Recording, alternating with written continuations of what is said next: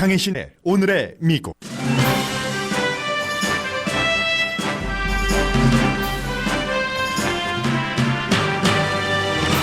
미국의 정치 폭풍은 더욱 강해지고 있습니다. 트럼프 대통령은 오늘 우크라이나뿐 아니라 중국도 바이든 전 부통령 아들에 대한 조사를 해야 한다고 주장했습니다. 우크라이나 스캔들에는 본인이 알았는지와 상관없이 마이크 펜스 부통령도 개입됐습니다. 대통령 탄핵을 주도하는 의회는 최근에 사임한 우크라이나 전 특별대표 대사가 지금 관련 내용을 증언하고 있습니다. 공화당 유권자들은 우크라이나 사태에 대해 일치할 수 없는 두 가지 면을 보여줍니다. 트럼프 대통령이 외국 지도자에게 바이든 전 부통령 뒷조사를 하라고 요청했다면 잘못이라고 생각하면서도 트럼프 대통령이 그랬을 리가 없다고 믿는 모순입니다. 민주당 유권자들은 헬스케어 등 민생 이슈를 중요하게 생각하지만 트럼프 대통령을 누를 수 있는 정치 후보를 지지한다는 의지 역시 강합니다. 북한과 미국의 실무 협상에 대해서 나오는 추측은 지금 추측일 뿐입니다. 분명한 것은 트럼프 대통령이 약해졌고 all or nothing을 더 이상 북한에 주장할 수 없는 형편이라는 사실입니다. 홍콩 경찰, 달라스 경찰 스토리가 저절로 비교됩니다. 홍콩에서는 경찰이 쏜 총에 맞은 고등학생이 오히려 폭동죄로 징역형을 받게 됐습니다. 달라스에서는 자신의 집인 줄 착각하고 들어갔다가 흑인인 집주인을 쏜 백인 경관이 10년 징역형을 받았는데 피해자의 동생이 경관을 용서하고 허그해 법정이 감동의 눈물바다가 됐습니다. 플라치도 도밍고가 LA 오페라단에서도 사임했습니다. 미국에서의 활동은 끝났지만 유럽에서는 지금도 도밍고를 환영합니다.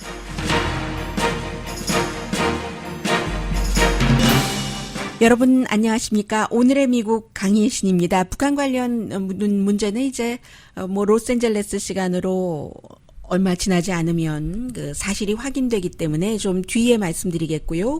오늘 워싱턴 포스트의 칼럼니스트가 한승주 전 그 미국 주미 대사 외무장관도 지낸 한승주 그 전 외무장관을 만나고 한국 사람들이 북한에 대해서 생각하는 것, 일본에 대해서 생각하는 것 그에 관한 글을 썼는데 뒷부분에 좀 소개를 해드리겠고요. 먼저 오늘 아주 그 미국의 중요한 뉴스인데 이제 그 트럼프 대통령이 위기를 어떻게 대처하는지 그 스타일을 세계 사람들이 다 파악을 하고 있습니다. 스캔들이 있으면 지금처럼 이제 우크라이나 대통령 뿐만 아니라 다른 나라에도 그 같은 요청을 했다고 하지만 전화를 하면서 이제 공개된 것을 말씀드리면요. 조 바이든과 그의 아들에 대해서 좀 조사를 해달라, 페이버를 달라 이렇게 말한 것에 대해서 그 말 자체를 그대로 트랜스크립을 보면은 적절하진 않죠. 대체적인 그 판단이. 그런데 이제 이런 일이 있으면 시인을 하지 않습니다. 첫 번째, 무슨 스캔들이 있을 때 시인하지 않는다. 두 번째 단계는 맞불 공격을 한다. 상대를 덧친다. 절대로 잘못을 인정하지 않는다. 그리고 나면 세 번째 단계는 사람들이 아니 저렇게 큰 소리를 치는데 잘못했을 리가 있겠어? 하고 혼돈 속으로 빠져들어간다. 네 번째 단계가 시간이 지나면 가장 중요한 이슈도 관심이 약해지기 마련이다. 이렇게 해서 지금까지 많이 피했습니다. 헐리우드 테이프라든가 러시아 스캔들이라든가. 그런데 이제 이번 케이스는 아직까지는 알 수 없습니다. 어떻게 될지에 대해서는. 그런데 항상 그 정치인이 여론을 보기 때문에 결국은 11%의 공화당도 여러 여론조사가 있지만 낮게 잡고 그 정도도 미국 것 말고 차라리 그 영국 그 조사를 보자면 유가브와 이코노미스트가 함께 했더니 공화당도 하원이 그 탄핵을 하는 이런 그것을 해야 된다라고 답변을 했고 공화당 13%를 포함해서 51%의 유권자는 하원에서 탄핵을 하면 상원도 투표를 해야지 된다. 미치 매코넬 그 상원 그 원내대표도 할 수밖에 없다라고 얘기했지만 미치 매코넬 말은 또 믿을 수가 없기 때문에 그런데 이제 이 같은 여론이 있으면 어쩌지 못한다는 거죠. 그래서 이제 전체적으로 유권자의 3분의 2는 만약에 그 통화 내용이 그렇다면 그건 그 권력 남용이고 뭐 사법방해다 이런 얘기를 하고 있습니다만 앞에 말씀드린 4단계 중에서 이번에는 트럼프 대통령이 지금 첫 번째와 두 번째 단계를 함께 쓰고 있는데 플로리다주로 갔거든요. 비행기를 타기 전에 오늘은 그 기자들에게 굉장히 긴 시간을 주지는 않았고 저는 혹시 북한 문제에 대해서 뭔가 얘기하지 않을까 질문을 하지 않아도 북한 문제에 대해서는 트럼프 대통령이 신나서 얘기하는 때가 많기 때문에 기다렸는데 전혀 언급이 없었습니다. 다만 다음 주에 이제 미국에서 중국 대표와 미국 대표단이 무역에 관해서 의논을 하기 때문에 거기에 대한 질문이 있었는데 그 질문을 트럼프 대통령은 중국도 우크라이나뿐만이 아니라 조 바이든 부통령 아들이 거기 가서도 돈을 벌었는데 그거 조사해야 된다는 얘기를 굉장히 많이 했고요. 분명히 그 불법을 저질렀다 이런 그 얘기를 했고 그리고 미치 매코넬 공화당 그 상원 그 원내대표가 이제 우크라이나와 대통령과 본인이 전화 통화한 걸 보고 나서는 트랜스크립을 보고 나서 하는 얘기가 가장 내가 본 것보다 가장 정직한 대화네, 가장 정말 순수한 대화네, 이노센트 폰 콜이라고 미치 매코넬이 얘기를 했다고 했습니다. 그런데 그 전화 대화의 트랜스크립을 이해하지 못하는 사람만 잘못됐다고 한다. 이런 얘기를 했고요. 바이든은 고잉 다운 할 것이다. 뭐 중국 문제, 우크라이나 문제로 인해서 아들이 거기서 그렇게 돈을 벌었으니까 이런 얘기를 하고 갔습니다. 그런데 이제 그 트럼프 대통령이 얘기하는 게 어제 그 핀란드 대통령과의 그 정상회담이 있고 나서도 얘기를 했는데 심지어는 민주당에 지금 탄핵을 시작을 했으니까요. 탄핵을 주도하는 하나의 소위원회의 의장인 아담 쉬프 정보위원회 아담 쉬프가 내부 고발자가 대통령이 지금 하는 일이 너무 심각하다. 국가안보에 위배가 위험하다 해서 내부 고발 문서를 썼는데 그 문서 자체를 아담 쉬프가 쓰는 것을 도와줬을 거다. 이런 얘기를 합니다. 왜냐하면 기본적으로 이제 그 내부 고발자가 그 뭔가를 어떤 형태로든 의회에 며칠 전에 알렸다는 건데 그게 지금까지 보면은 공화당이건 그 민주당이건 그 행정부가 어떤 행정부이건 어디가 다수당이건 상관없이 내부 고발자들이 그 내용 자체를 얘기를 하진 않지만 이런 것을 그 알려주기는 한답니다. 그게 기본이라고 해요. 저도 이번에 처음 알았습니다만은 그런데 이제 그랬다 해서 대통령이 이 내부 고발자의 그 내부 고발 문서를 아담 쉬프가 써줬을 것이다. 이런 얘기까지 어제 핀란드 대통령과 기자회견을 하는 사이에 했고요. 그리고 내가 그 트랜스크립을 보면은 알겠지만 얼마나 말조심을 하는 사람인데 그렇게 조심조심 말을 하는 내가 그 같은 잘못된 말을 했을 리가 있는가. 나는 정말 안정적인 천재다. 스테이블한 그 지니어스다라는 얘기도 했습니다. Believe it or not, I watch my words very carefully. There are those that think I'm a very stable genius, okay? I watch my words very, very closely. And to have somebody get up and to totally fabricate a conversation that I had with another leader. 네, 그거 다 이제 그 지금 언론에서 얘기하는 것들이 완전히 지어내은 얘기다라고 얘기를 하면서 말을 대통령이 지어냈습니다. 그 우크라이나 대통령과 내가 전화를 하는 동안에 루돌프 줄리아니 얘기를 우크라이나 대통령이 먼저 얘기를 했고 나는 따라가기만 했다라고 대통령이 말했습니다. If you look at what he said, okay? And he brought it up. I think he brought up the name Rudy Giuliani. What I want is the following. And I've said this loud and clear. 네, loud and clear라고 얘기를 하는데 트럼프 대통령이 나의 개인 변호사, 그 뉴욕 시장도 지냈고 아주 능력 있는 검사였다 하면서 이 개인 변호사와 또 법무장관, 윌리엄 바 법무장관 어떻게 연결을 할 테니까 좀 좀 잘 조사 좀 해봐라라고 얘기를 했는데 어제 기자회견에서는 그가 먼저 우크라이나 대통령이 루디 줄리안이 얘기를 했다라고 했고요. 어제 굉장히 대통령이 화가 났습니다. 왜냐하면 기자들이 이 문제에 대해서 물어보니까 나중에는 언론 매체가 가짜가 아니라 완전히 부패해버렸다라고 얘기하고 너 너무 루드해. 지금 이 핀란드 대통령에게 질문해. 막 이런 식으로 화난 것을 그대로 표현을 We have the 했습니다. president of Finland. Ask him a question. I have one for him. I just wanted to follow up on the one. 로이터의 기자예요. Did you hear me? Yes, sir. Ask him a question. I will, but I've given you a long answer. Ask this gentleman a question. Don't be rude. no, sir, Don't be rude. 웃는 사람은 핀란드 대통령이 옆에서 지켜보다가 저렇게 웃고 있는 answer the 겁니다. question that I asked I've you. answered everything. It's a whole hoax. And you know who's playing into the hoax? People like you. And the 너 fake 같은 news 사람이 media 가짜 that we 뉴스를 have in this 퍼뜨리는 거야. country. I 기자에게 say in 말합니다. many cases, the corrupt media, because you're corrupt. Much of the media in this country is not just fake. It's 네, not just fake 가짜일 뿐만이 아니라 완전히 부패한 그런 미디어다. 로이터 통신의 기자였거든요. 그런 얘기를 했고 이제 그런 얘기를 하면서 이 핀란드 대통령에게 질문하라고 하니까 기자가 내가 무브온 하겠다 하면서 핀란드 대통령에게 질문을 했습니다. 그랬더니 또 트럼프 대통령이 얘기를 하는 거예요. 중간에 했더니 이 핀란드 대통령이 I think the question is for me. 저 질문 나에게 한 질문이라고 생각하는데요. 이렇게 얘기를 했고 그리고는 이 핀란드 대통령이 점잖게 한마디 하더군요. 미국은 민주주의에 정말 꽂힌 그런 나라인데 그것을 계속 이어가길 바란다. Mr. President, you have here a great democracy. Keep it going on. 네, 이런 얘기를 했고요. 그리고 이제 오늘 또 새로 나오는 뉴스를 보면은 마이크 펜스 부통령이 그 전화와 또 연관된 후속 이슈와 관련이 있느냐 없느냐는 굉장히 중요합니다. 왜냐하면 만약에 지금 상원이 트럼프 대통령 탄핵을 시킬 리가 별로 없어 보입니다만 여론이 변하면 정치인들도 여론을 따라갈 수밖에 없는 것이니까요. 만일의 사태에 마이크 펜스 부통령조차도 이 일에 연관이 돼서 사임하게 된다면 이 상원에서는 쉽게 그 자리를 임시 대통령 자리를 서열 3위인 하원 의장 민주당의 낸시 펠로시에게 줘야지 되기 때문에 아마 상원에서는 탄핵 표를 던지기가 더 힘들어질 겁니다.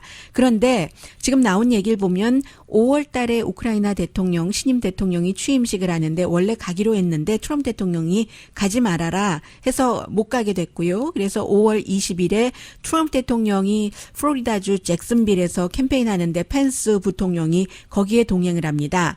그리고는 마이크 펜스 부통령의 탑 어드바이저도 7월 25일에 우크라이나 대통령에게 문제의 전화 통화를 할 때 부통령의 국가안보보좌관도 그 자리에 있었다는 거거든요.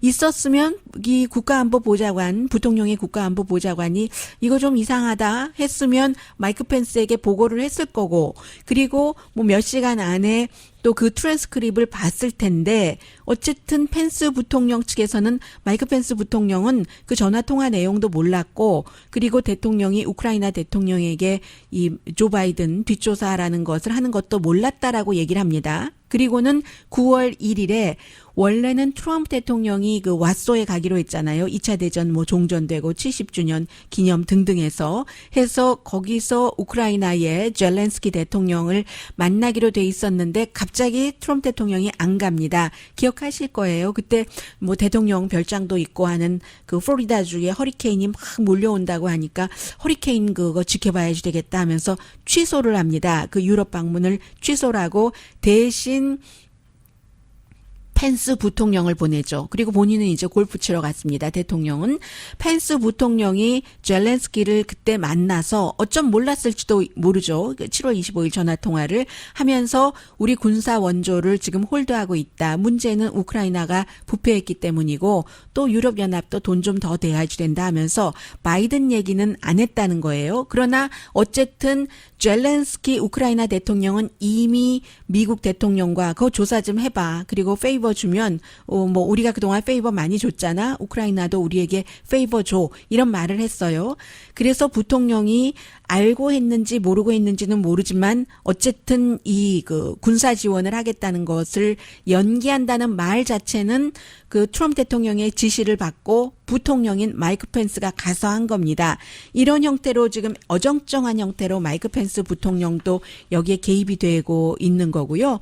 오늘 그 뉴욕타임즈의 칼럼니스트 칼럼 보니까 요즘 미국 사태는 팍스뉴스를 봐야지 안다 하면서 특히 이 진보일수록 팍스뉴스를 좀 봐라. 제가 며칠 전에 여러분들께 전해드리는 거예요 하면서 이 사람은 좀 진보 성향이기 때문에 팍스뉴스 보는 게 쉽지 않다. 너무나 그 페이크한 그런 얘기들이 많이 나오기 때문에 하면서 말씀드린 대로 요즘 팍스에서 좀 그 뉴스를 제대로 보도하는 언론의 시각에서 보도하는 셰프 스미스라든가 크리스 월러스 같은 사람이 어피니언 리더인 션 해니티 그러나 돈 훨씬 많이 받고 인기 훨씬 많습니다. 셰프 스미스나 크리스 월러스보다 로라 잉그램이라든가 터커 칼슨이 이제 저녁에 한 뉴스를 아침 또 주말에 셰프 스미스와 이 크리스 월러스가 다 이게 사실과 다르다 하고 꼼꼼히 체크업을 해주고 이 두 그룹 사이에서 열띤 전쟁이 일어나는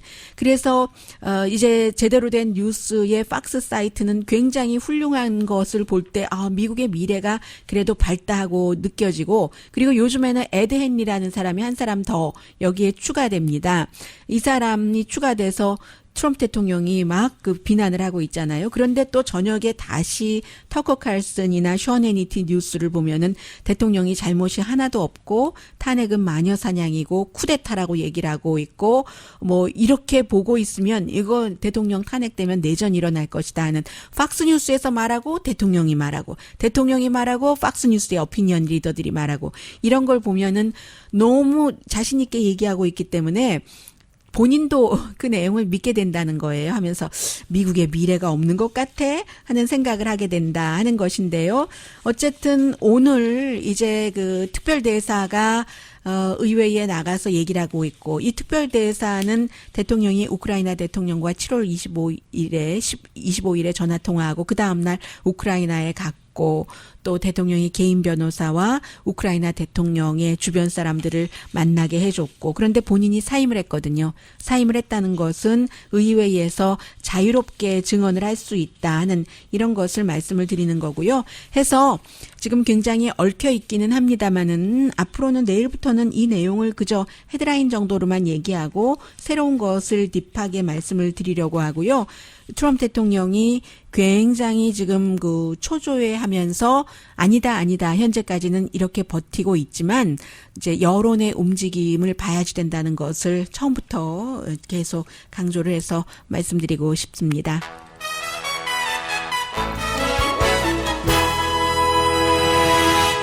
여러분들께서는 살아가면서 뭐 모두가 정치에 관심을 가질 수도 없고 다만 정치가 나의 생활의 많은 부분을 바꾸기 때문에 관심을 갖게 되는 경우도 있고 때로는 이제 정치 주위의 그 스토리 때문에 또 특히 뭐 우크라이나 이런 내용은 늘 뉴스에서 나오니까 한번 팔로우업을 해둬야지 그냥 뭐 스토리네 하고 드라마네 하고 귀로 듣는 드라마네 하고 들으실 수가 있잖아요. 그렇긴 합니다만은 실제로는 장사를 하시는 분, 또 일반 그 봉급을 받고 생활을 하시는 분 이런 사람들마다 관심이 가는 이슈는 있게 마련입니다.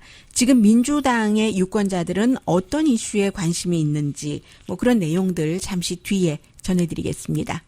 213-383-3838 213-383-3838 대형교통사고 전문 이재영 변호사 213-383-3838 213-383-3838 대형교통사고 전문 이재영 변호사 213-383-3838 이재영 변호사 세상에서 가장 큰 힘은 최선을 다하는 것입니다. 진실한 마음과 진실한 세인즈, 정성과 최선을 다하는 유능한 검안의 단 1mm의 오차도 허용치 않는 금강 안경. 철저한 애프터 서비스와 확실한 워런티, 바로 저희 금강안경의 마음가짐입니다.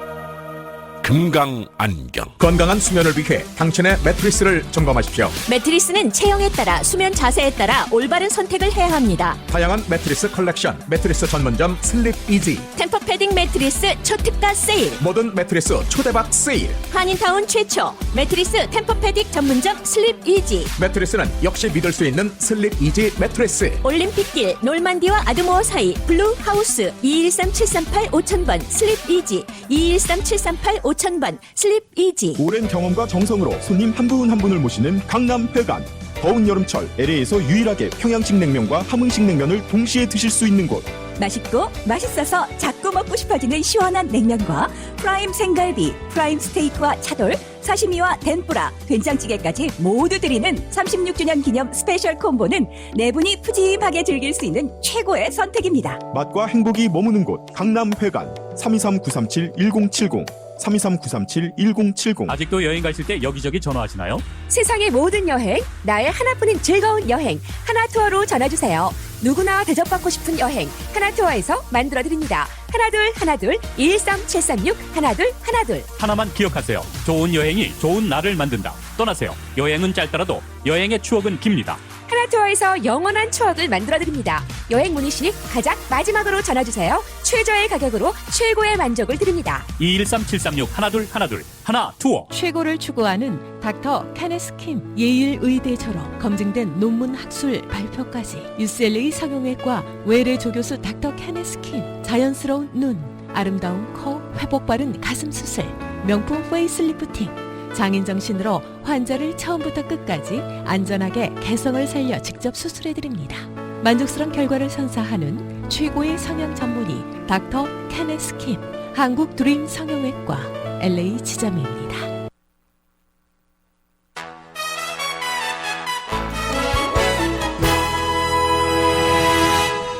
라디오 서울 방송 오늘의 미국 듣고 계십니다. 네,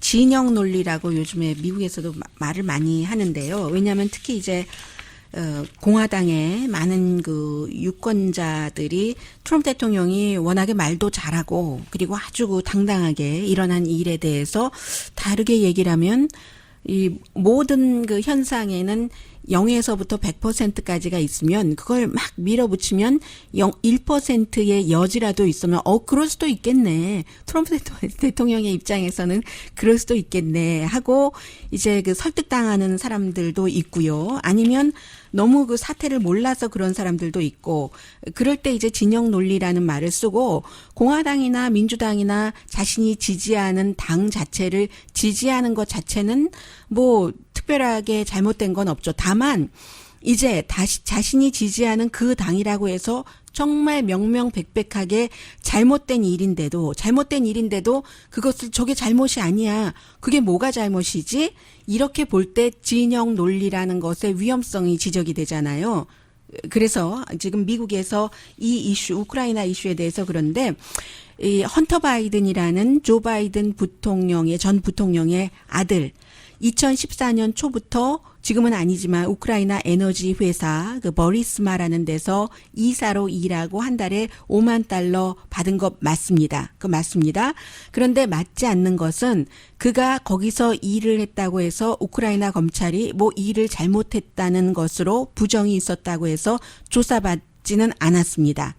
그리고 조 바이든 전 부통령에 대해서는 오바마 행정부의 우크라이나 그 이슈에서 그 포인트맨이었던 게 사실입니다. 그리고 그때가 아들이 이 그 버리스마라는 에너지 회사에서 일하고 있을 때였습니다.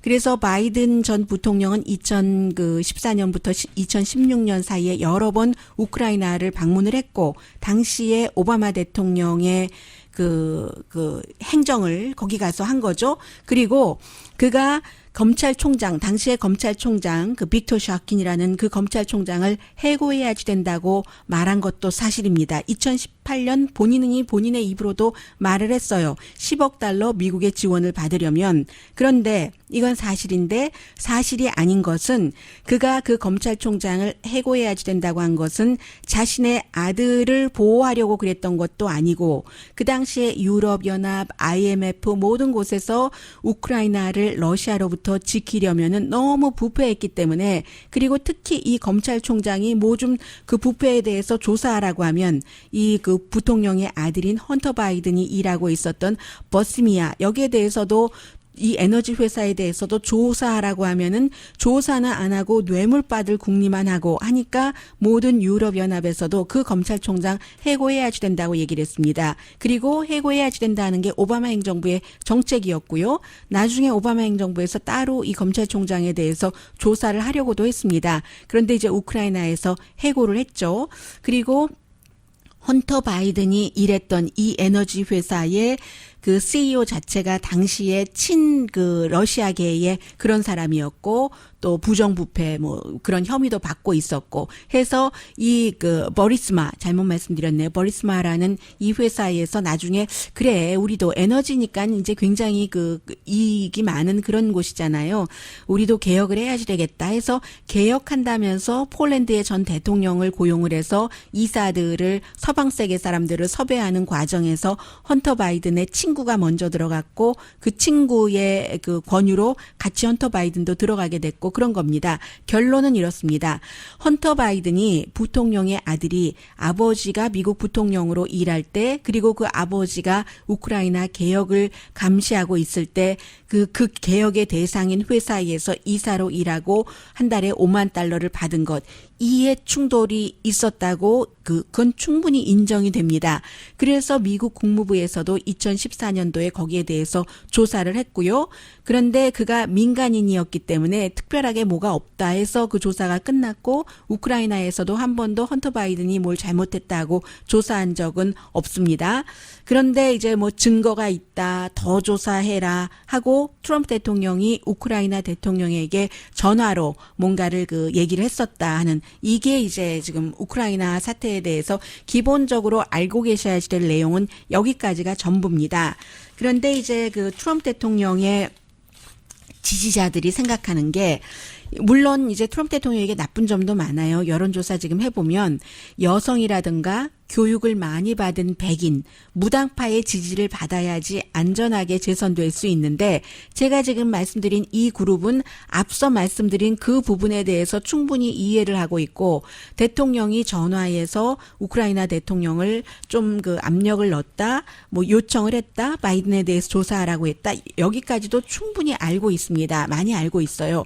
그런데 문제는 교육받지 않은 그룹, 남자 그룹, 뭐 이런 그 그룹들이 대통령에 대해서 뭐라고 얘기를 하냐면 지금 뭐 USA Today, 입소스라든가 어제 말씀드린 몬마우스 유니버시티라든가 뭐 아니면 뭐 여러 여론조사에서 이게 만약에 정말 대통령이 그랬다 하면은 탄핵감이지라고 생각하는 사람이 공화당에서도 많이 있다는 얘기예요. 그리고 하원에서 탄핵을 하면 상원도 이걸 봐야지 하는 사람이 많이 있는데 그런데 공화당에서는 상당 부분의 사람들이 그런데 대통령이 그랬을 리가 있어? 안 했다잖아. 그런 말 안 했다잖아. 우크라이나 대통령이 먼저 대통령의 변호사인 루디 줄리아니에 대해서 언급하고 대통령은 거기에 따라갔다잖아. 이렇게 생각을 하는 사람이 많다는 겁니다. 이게 진영 논리라는 거죠. 그래서 이제 그게 그 문제가 된다는 것이고 뭐 공화도 민주도 아니고 항상 여론조사만을 하고 좀 그 균형 감각이 있다라고 보여지는 그 538의 네이트 실버 같은 경우는 지금 현재로서 탄핵을 지지하는 사람과 지지하지 않는 사람이 거의 비슷한데 약간 탄핵을 지지하는 사람이 많아서 46.7% 대 45.1%다. 이렇게 보시면 되겠고요. 대통령이 한 말은 이렇습니다. 이 바이든 아들에 대해서 정말 많은 사람들이 얘기를 하고 있다. There is a lot of talk about Biden's son 하면서 정말 많은 사람이 알기를 원하니까 so whatever you can do with that 거기에 대해서 무엇을 할 수 있든지 당신의 그 검찰총장에게 뭔가 지시해서 하면은 would be great. 있을 것이다. 대통령이 우크라이나 대통령에게 한 얘기입니다. 바이든 그 아들 기소를 막았다고 바이든이 직접 그 허풍을 치고 다니고 있으니까 그러면 난 끔찍해 하면서 네가 뭔가를 검찰총장 시켜서 조사해주면 그러면 would be great. 아주 대단히 좋겠어라고 대통령이 얘기를 한 게 이게 진짜인데 이 진영 논리라는 거 여기에 적용이 되는 거죠. 그거를 아니라고 대통령이 그랬을 리가 있어? 믿는 거. 공화당을 지지하느냐, 민주당을 지지하느냐 그 자체는 문제가 아니고요. 그리고 이제 공화당은 그게 가장 큰 이슈이고 민주당에서는 대부분의 민주당 유권자는 키친 테이블 이슈에 지금 그 가까이 다가가고 있답니다. 가장 중요한 게 헬스케어 비용 낮출 수 있으면 좋겠다는 거고 기후 변화, 처방약 값도 너무 비싸다는 거잖아요. 소셜 시큐리티 그리고 내 일자리는 어떻게 되는가? 또 민주당이니까 인종차별 좀 안 했으면 좋겠어. 이런 것에 가장 그 관심이 많고요. 분기별로 조사를 합니다. 주로 이제 중도 성향의 진보 띵크탱크라고 불리는 Third Way라는 띵크탱크에서 조사를 한 거예요. 그랬더니 이제 이런 게 나오고 그럼에도 불구하고 도널드 트럼프 대통령을 이길 수 있다면 민주당 유권자들 사이에서는 그러면 그렇다면 정책을 조금 뒤로 할 수도 있겠어라고 생각하는 사람도 좀 많고요. 아직까지 민주당 유권자들에게 물어보면 바이든 후보를 지지한다는 사람이 가장 많습니다. 34%. 두 번째가 엘리자베스 워렌 17%. 어제 이제 그 병원에서 치료받은 아직 그 결과에 대해서 얘기가 안 나오네요. 스텐트 2개 심었다는 버니 샌더스 15%, 카멜라 해리스 7%, 그리고 인디아나주의 작은 마을의 시장인 핏 브리저즈가 5%. 그런데 지금 보니까 캘리포니아주에서는 카멜라 해리스가 캘리포니아주 사람이잖아요. 주 검찰총장 출신인데 지금 연방 상원의원이고요. 캘리포니아주에서 질 수도 있겠네요. 바이든 그리고 뭐 엘리자베스 워렌, 버니 샌더스에 다 뒤지고 있어서요. 또 결정 못한 사람들이 많은데 민주당 사이에서는 적어도 예선 이제 시작되는 거 보고 지금 아이오와 코커스가 제일 먼저 시작되니까 그게 몇 개월 남았잖아요. 한 4개월 남았는데 그 뒤 한 2월 달이면 뭐 바람의 냄새, 세기, 방향 같은 것이 조금 어느 정도 잡혀지니까 그때 결정하겠다 하는 사람들이 많고 민주당 유권자 4명 가운데 1명, 25%가 아직 결정하지 못했다는 얘기고요. 4명 가운데 3명은 2018년과 같은 이슈에 관심이 있다는 겁니다. 헬스케어, 비용, 경제, 또 트럼프 대통령을 이기는 것. 헬스케어에 대해서는 어포러브 케어 액트를 지금 있는 것을 리플레이스 해야지 된다. 메디케어 for all로 모든 국민들 다. 그렇게 하는 사람은 16%밖에 되지 않는다는 것 나오고 있고요. 자본주의에 대해서는 자본주의에 문제가 많으니까 고쳤으면 좋겠어 라고 생각을 하지만 완전히 파괴해야 된다고 생각하는 사람은 그다지 많지 않다는 것. 그리고 68%나 되는 사람이 뭐니 해도 트럼프 대통령이 이길 사람에게 난 투표하겠어. 그게 확실하다면 이렇게 답변을 했습니다. 그리고 또 하나 중요한 것은 이제 10월 달에도 또 그 민주당 후보들 토론회가 있는데 첫 번째 토론회에서 완전히 그 오바마를 비난을 했기 때문에 그게 이제 조 바이든이 부통령이었기 때문에 오바마 당시에 바이든을 깨기 위해서 그렇게 한 건데 그렇게 하면 안 된다는 것을 두 번째, 세 번째 가면서 사람들이 알아졌는데 지금 오바마를 비난하면 민주당 유권자들 사이에서는 별로 좋은 좋은 느낌을 못 받는다는 게 이번에도 나왔습니다. 9월 19일부터 22일까지 투표할 가능성 높은 1,200명을 대상으로 한 여론조사였거든요. 그래서 평균 예를 들어서 나는 진보다에서 보수다를 0부터 0이 가장 극진보고 100이 극보수라고 할 때 오바마를 지지하는 사람들은 평균 본인을 한 46 정도로 본다는 거거든요. 그런데 이제 이런 그룹들이 그 본선거에 가면은 아주 극좌보다는 훨씬 힘을 많이 발휘하고 해서 이제 아직까지 민주당에서는 오바마에 대한 지지도가 굉장히 높다는 거 다시 한번 말씀드리고요. 잠시 뒤에는 한국 관련 뉴스 전합니다. 라디오 서울 방송 오늘의 미국 듣고 계십니다. 네, 이제 북한과 그 미국의 실무팀들이 만나서 트럼프 대통령과 김정은 위원장이 또다시 4차 회담?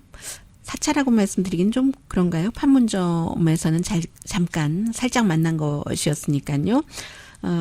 보는데 북한에서는 미국이 셈법을 바꿨다고 하니까 우리 기쁘게 나가겠다라고 얘기를 했는데 그 셈법에 대해서는 어제 아침에 제가 그 VOX 뉴스를 보고도 여러분들께 말씀드리지 않았었거든요. 왜냐하면 이 VOX가 뭐 두 사람의 그 이름을 밝히지 않은 전문가가 얘기하는데 미국 행정부가 지금 이런 안을 갖고 있다라고 얘기를 하고 별로 그 안 자체가 새로울 것도 아니고 맞는지도 모르겠고 또 북한이 받아들일지도 모르겠고 했기 때문에 전해드리지 않았는데 뭐 그 얘기입니다.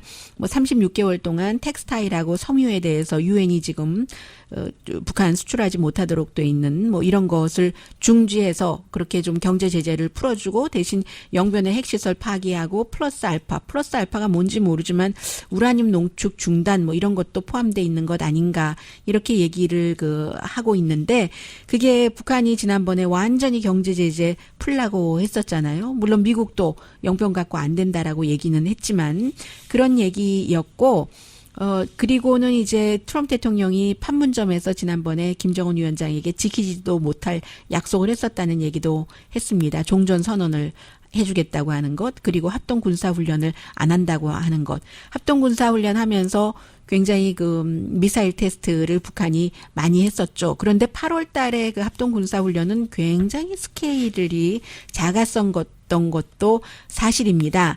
그래서 결국은 이런 내용을 보면 전문가들이 다 똑같이 얘기를 하는 거죠. 이제는 미국이 지금까지 이러니 저러니 해도 한마디로 all or nothing이었습니다. 트럼프 대통령의 외교라는 것은 무역에서도 그렇고 어느 나라나 다 우리 다 가질게 너네 다 내놔 하는 그런 all or nothing이었는데 all or nothing보다는 약한 것을 가지고 북한과 실무 협상을 할 수밖에 없다는 얘기죠. 지금 이제 우크라이나 이 의혹 때문에 탄핵 절차가에도 들어갔고 뭔가 외교 문제에서 성과를 낼 수밖에 없고 국내에서 나오는 게 없고 경제도 지금 오늘도 보면 굉장히 나쁘거든요. 서비스 분야에서도 3년 사이에 활동이 가장 약하다. 그리고 서비스 분야의 고용은 2010년 이후에 최저다. 그러면 어제 뭐 그제 제조업 분야의 인덱스도 그렇고 어제 고용도 뭐 창출이 새로운 일자리가 만들어지긴 했다고는 하지만 그것도 약한 거고 슬로우다운이라는 것은 분명해 보이는데 그러니까는 국제적인 이슈로 나갈 수밖에 없다는 그런 얘기잖아요. 그러니까는 이제 북한이 잠수함형 그 탄도미사일을 발사를 해서 일본이 정말 깜짝 놀랐는데 그런 것들이 미국에는 정말 큰 이슈다. 리처드 피셔 같은 전문가가 그런 얘기를 하고 있거든요. 이게 이제 중거리로 봐야지 되는데 이번에 미사일이 중거리 단거리여도 마찬가지고 이 사람이 하는 얘기가 한국에 일본에 뭐 미국 사람과 미군이 얼마나 많이 있는데 이거 빅딜이다라고 얘기를 합니다. I am calling the shots now, and I think he feels that President Trump is weakened, especially with the Ukraine whistleblower affair, and they do believe that Trump needs a foreign affairs victory. 이 조셉 윤 전 대북 특사 얘기가 먼저 나왔는데요. 그 얘기죠. 이 트럼프 대통령이 약해지는 것을 북한에서도 다 알고 북한 문제와 승리하기를 원한다는 것도 안다. 이런 얘기고 리처드 피셔 씨의 얘기입니다. A submarine launched ballistic missile only gives you minutes warning. 이 잠수함 기반으로 돼 있는 것은 미리 감지할 수도 없고 어떻게 그 대처를 할 수가 없다. 요격이 불가능하다 하는 그만큼 중요한 것이라서 그렇다는 뭐 그런 얘기입니다. 이제 뭐 회담이 될지 되지 않을지 회담이 또 성공을 할지 성공의 기준은 무엇인지는 보면 아는 것 같고요. 오늘 워싱턴 포스트의 조지의 윌 칼럼니스트가 일주일에 2번 칼럼을 쓰는데 지금 서울에 있는 것 같아요. 서울에서 칼럼을 썼는데 한국에 대해서 뭐 외교 칼럼을 많이 쓰는 사람이니까요. 현장에 가니까 느끼는 감이 있잖아요. 한승수 전 외무장관, 김영삼 시절에 외무장관 했고 나중에 이제 급하게 2003년도 노무현 대통령 때죠. 주미대사를 했었던 그 한승주 전 외무장관이 10살 때 메가더 군대가 인천 상륙작전하고 그럴 때요. 그때 이제 파편을 엉덩이에 맞아서 외무장관이었을 때도 그 파편이 엉덩이에 그대로 있었고 뭐 이런 얘기를 합니다. 2003년부터 2005년까지 오히려 주미 유엔 대사 조금 길게 했어요. 주미 대사를. 그랬는데 그의 brother-in-law도 17살 때 숨졌고 이게 다 이제 북한과 관련된 얘기라는 거예요. 1983년도에 그때는 버마라고 불렀던 미얀마에 뭐 이렇게 뭐 대통령 암살 시도 등등등등. 게다가 대고 북한이 뭐 생화학 무기도 있고 핵도 있고 재래식 무기도 있고 그런데도 한국 사람들은 김정은보다 아베 신조 일본 총리를 더 싫어하고 있다. 지금도 하는 얘기를 합니다. 그리고 이제 미국 사람들이 볼 때는 뭐 이 사람은 미국 사람들이 읽으라고 쓰는 칼럼이니까 35년 뭐 일제시대 그 이후에 70년이 지났는데도 지금 한국 사람들이 뭐 일본을 보이콧을 이렇게 심각하게 하고 물론 우리도 이해는 한다. 베를린 올림픽 때 어떤 선수가 뭐 일장기를 달고 등등등등 설명을 하면서 일본이 3번째 경제 대국이고 한국은 뭐 11번 12번째 서로 이렇게 약간 다르게 말하잖아요. 이 사람은 12번째라고 얘기를 했고 그런 일본에 대한 감정이 너무너무 지독하기 때문에 지금 지소미아 이런 일이 있었고 또 북한이 잠수함 탄도미사일 발사하니까 한국 국방부가 또 일본에 이 정보 좀 달라 하고 요청했어요. 아직까지는 지소미아 그때 90일 기간이 있었기 때문에 발효되는 그런 기간이긴 합니다. 그리고 이게 일본의 경제 수역에 떨어졌기 때문에 더 그 정보를 달라고 하는 것도 있고요. 하면서 한국 사람들 젊은 사람들은 김정은에 대해서 문재인 대통령보다 훨씬 감정이 좋지 않다 이런 얘기도 하고요.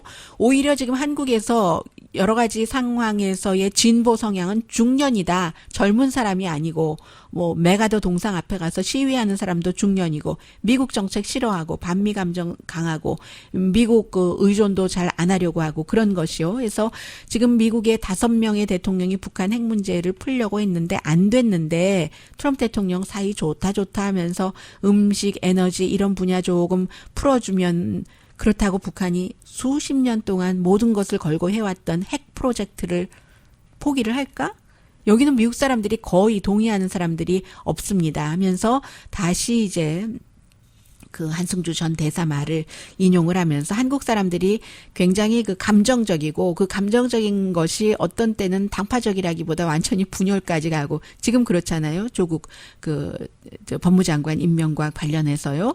그래서 미국 사람들은 좀 과장되긴 하지만 실존에 관해서 말로 그냥 끝까지 가다가 말로 처리한다 이런 얘기를 하면서 이 사람이 이 칼럼니스트도 얘기를 합니다. 한국 사람들이 지금 문재인 대통령은 과소평가를 하지만 북한의 위협에 대해서 작게 얘기를 하고는 있지만 굉장한 위협과 함께 살면서 그 위협을 주는 김정은보다는 아베 신조를 더 미워한다 하는 칼럼이었습니다.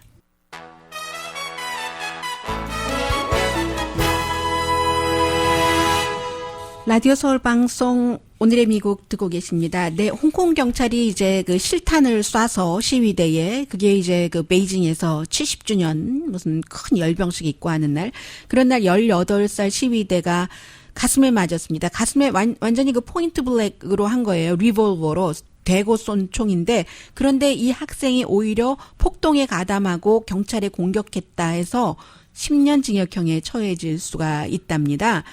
뭔가 그 막대기를 들고 그 위협적이었다는 거예요. 그 총을 쏜 경찰에 따르면 그런 일이 있었고 그 밖에도 뭐 여러 명이 기소가 됐는데 이제 홍콩 경찰과 관련된 내용이고 달라스의 이제는 경찰이 아니지만 엑스 경찰인 거죠. 여성 경관인 겁니다. 그 앰버 가이거라는 여성 경관이 아파트먼트를 본인의 아파트먼트로 착각하고 들어갔다가 그게 아래층에 들어간 겁니다. 이웃에 아래층 이웃이 그 본인의 집에 누가 있으니까 총을 쏴서 숨졌습니다. 그게 2018년도에 있었는데 어제 이제 그 텍사스주에서 10년 징역형을 받았거든요. 그런데 그 경관은 여성 경관은 백인이고 그 총 맞아 숨진 피해자는 흑인인데 그 피해자의 가족들이 다 용서를 했고요. 판사에게 허가할 수 있느냐고 에스크를 합니다. 감옥에 가는 것도 원래 그 원치 않을 뿐더러 나 허그 좀 하게 해주세요라고 얘기를 합니다. 그리고 우리 형이 어떻게 원할지 안다. 그 지저스 크라이스트에게 나머지 인생을 바치기를 우리 형이 원할 것이다라고 얘기를 하거든요. 가능한지 모르지만 내가 허가할 수 있느냐고 하니까 판사가 예스라고 합니다. 한참 있다가요. Yes. 그래서 이제 허그를 하죠. 그리고는 많은 사람들이 그 허그하는 것을 지켜보다가 그러다가 아주 그 두 사람이 허그하는데 울음을 터뜨리고 나중에는 판사도 와서 허그를 하고 또 그 성경을 이 그 감옥으로 들어가는 경관은 손에 쥐어주고 하는 그런 그 장면이었습니다. 아주 그 긴 사람들이 이런 그 모습의 장면이었습니다. 용서의 장면이었어요. 강혜신이었습니다. 용서, 성경, 지저스 크라이스트.